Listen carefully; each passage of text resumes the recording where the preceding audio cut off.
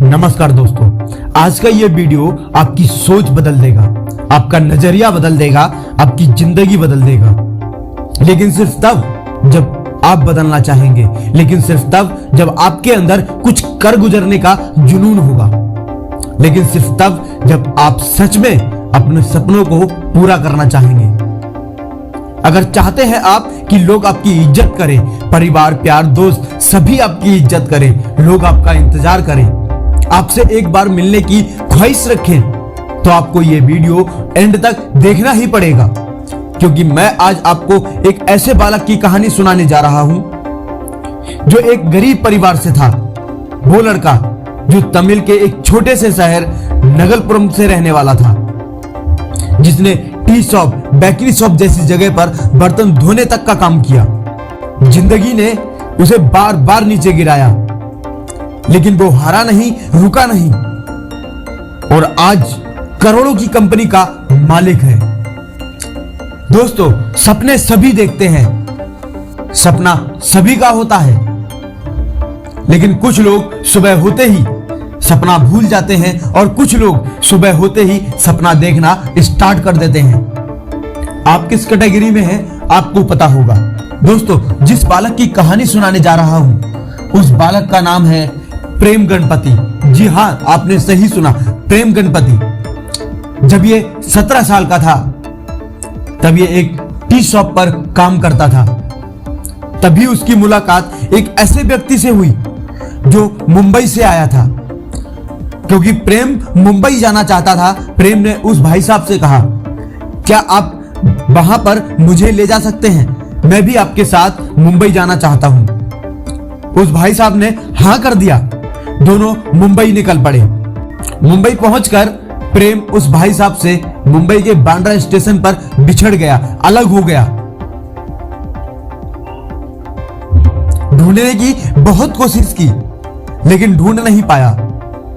प्रेम के सामने सबसे बड़ी चुनौती थी हिंदी बोलना। वो तमिल बोलना जानता था, जिस कारण उसकी बात कोई समझ ही नहीं पाता था।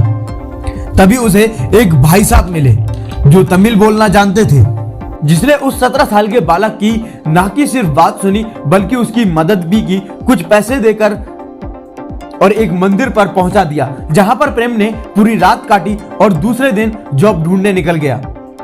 हिंदी नहीं बोल पाने के कारण उसे कहीं काम नहीं मिल पा रहा था।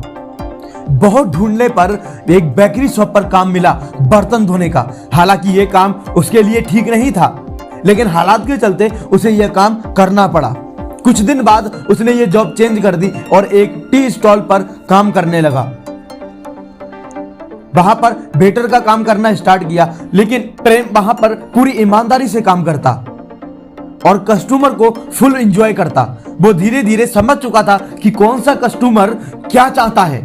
वो प्रत्येक कस्टमर को उसके तरीके से ही उसे सर्विस देता था, जिस कारण लोग उसे बहुत पसंद करते थे। अभी भी प्रेम की जिंदगी में खुशियां नहीं थी।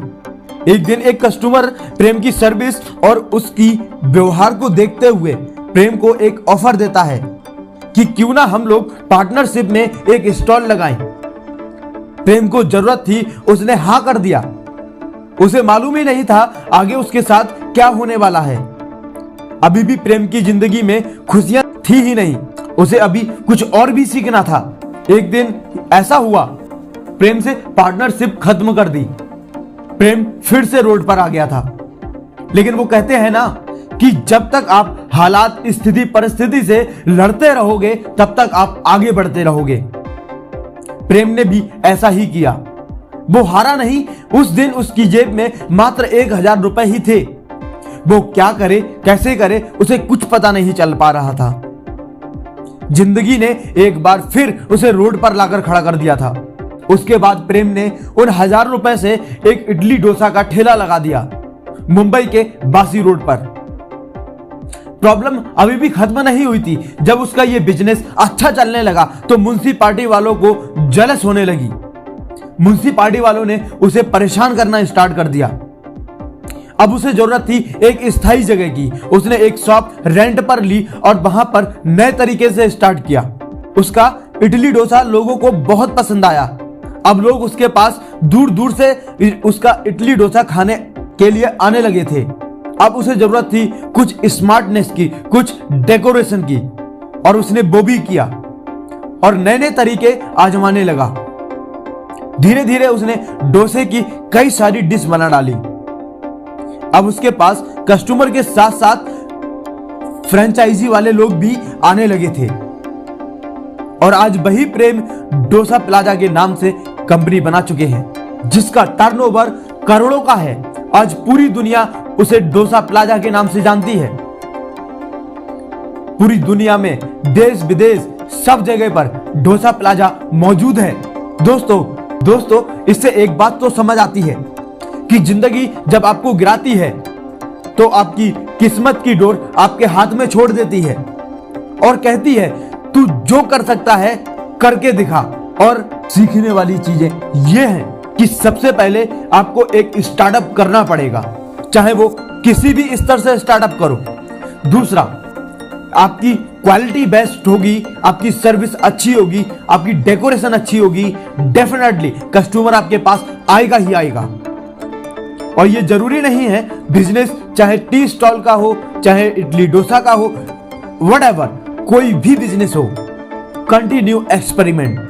जब तक आप कंटिन्यू एक्सपेरिमेंट करते रहेंगे आपका काम आगे बढ़ता रहेगा, क्योंकि नई नई चीजें लोग जब देखते हैं तो एक बार आपके पास जरूर आते हैं, लेकिन अगर उसमें क्वालिटी नहीं होगी, उसमें जो कस्टमर को चाहिए वो नहीं होगा, तो कस्टमर वन टाइम आएगा लेकिन वापस चला जाएगा, फिर कभी नहीं आएगा। तो क्वालिटी का बहुत खास ध्यान रखें। चौथा पॉइंट है रेज योर स्टैंडर्ड। आप अगर किसी भी स्टॉल से हैं, आपका कोई भी बिजनेस है, छोटा बिजनेस है, तो आप उसे कंटिन्यू ग्रोथ में रखें। अगर आप एक जगह रुके रह गए तो जिंदगी भर वही की वही रह जाएंगे। पांचवा पॉइंट है देन योर सक्सेस। तभी आपको सक्सेस मिलेगी जब आप ये 4 पॉइंट्स अपनी लाइफ में उतार लेंगे, और यही एकमात्र तरीका है सफलता का। धन्यवाद।